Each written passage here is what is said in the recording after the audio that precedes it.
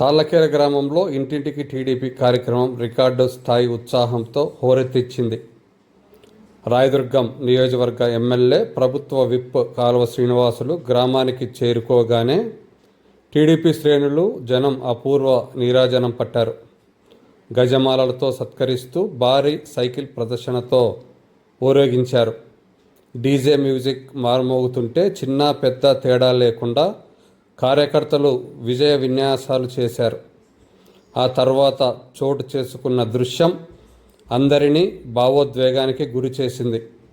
Party ఆవిర్భావం నుండి జెండా మోసిన సీనియర్ కార్యకర్తల కాళ్లకు నమస్కరించి పెద్దల పట్ల ఉన్న గౌరవాన్ని చాటి చూపారు కాలువ శ్రీనివాసులు. కార్యకర్తల కాళ్లకు పాదాభివందనం చేసి శాలువాలు కప్పి దండలు వేసి దేవుళ్ళలా గౌరవించారు. అనంతరం గ్రామంలో ప్రతి ఇంటి తలుపు తట్టి గడిచిన కాలంలో కూటమి ప్రభుత్వం తెచ్చిన మార్పును, అందిస్తున్న సంక్షేమ ఫలాలను కరపత్రాల రూపంలో ప్రజల చేతుల్లో పెట్టారు. అందరికీ నమస్కారాలు. ఈరోజు రాష్ట్ర వ్యాప్తంగా నారా చంద్రబాబు నాయుడు గారి నాయకత్వంలో ఇంటింటికి తెలుగుదేశం అనే ఒక బృహత్తర కార్యక్రమాన్ని ప్రారంభించాం. 2 సంవత్సరాల నమ్మకం, సంక్షేమం, అభివృద్ధిని ప్రజల్లో విస్తృతంగా ప్రచారం చేసే సంకల్పంతో ఈ కార్యక్రమానికి శ్రీకారం చుట్టారు. ప్రజలెవరూ ఊహించని అభివృద్ధి ఈ రాష్ట్రంలో జరుగుతూ ఉంది. 10 లక్షల కోట్ల రూపాయల అప్పు పెట్టిపోయి జగన్మోహన్ రెడ్డి నయవంచకుడుగా మిగిలిపోయినాడు. అందుకనే గత ఎన్నికల్లో 11 సీట్లకే పరిమితం చేశారు అతను. అయినా రాష్ట్రం ఆర్థికంగా తీవ్రమైన సంక్షోభంలో కూరుకుపోయి ఉన్న చంద్రబాబు నాయుడు గారి పాలనా సామర్థ్యం, పరిపాలన అనుభవంతో విపరీతంగా నిధులు తీసుకొచ్చి ఆంధ్రప్రదేశ్ రాష్ట్రంలో ఎక్కడ చూసినా విస్తారంగా అభివృద్ధి కార్యక్రమాలు అమలు చేస్తూ ఉన్నారు. అదే రకంగా ఏ పల్లెకు పోయినా మేము చేసిన కార్యక్రమాలు 14-19లో చేసిన అభివృద్ధి, అట్లాగే ఇప్పుడు ఇస్తున్న సంక్షేమం, సాగుతున్న ప్రగతి, వీటన్నిటినీ ప్రజలకు తెలియజెప్పి కష్టకాలంలో మనల్ని కాపాడుతున్న నాయకుడు చంద్రబాబు నాయుడు గారు. ఆయన్ను మనం 10 కాలాల పాటు కాపాడుకుంటే మనము, మన పిల్లలు, వాళ్ళ పిల్లలు బాగా బతికేదానికి అవకాశమే వస్తుంది. రాష్ట్రం అన్ని రంగాల్లో అభివృద్ధి చెందేదానికి మార్గం సుగమం అవుతుంది. కాబట్టి అందరూ చంద్రబాబు నాయుడు గారి నాయకత్వాన్ని కులాలకు, మతాలకు, ప్రాంతాలకు అతీతంగా బలపరచాలని ప్రజలందరికీ కూడా విన్నవించుకుంటా ఉన్నాం. ఎందుకంటే చంద్రబాబు నాయుడు గారే ఈసారి ముఖ్యమంత్రి కాకపోయి ఉంటే ఈ రాష్ట్రం ఏమైపోయేదో ఊహించుకుంటేనే తీవ్రమైన భయాందోళన కలుగుతుంది అందరిలోనూ.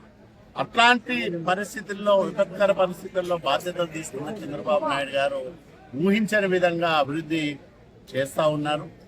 ఎవరూ అడగలే మాకు 15,000 ఇమ్మని, 10,000 ఇమ్మని పెన్షన్. కానీ వాళ్ళ ఆర్థిక పరిస్థితిని చూసి వాళ్లకు అంత పెద్ద మొత్తంలో పెన్షన్ ఇస్తే తప్ప వాళ్ళుగా నిలబడలేరు.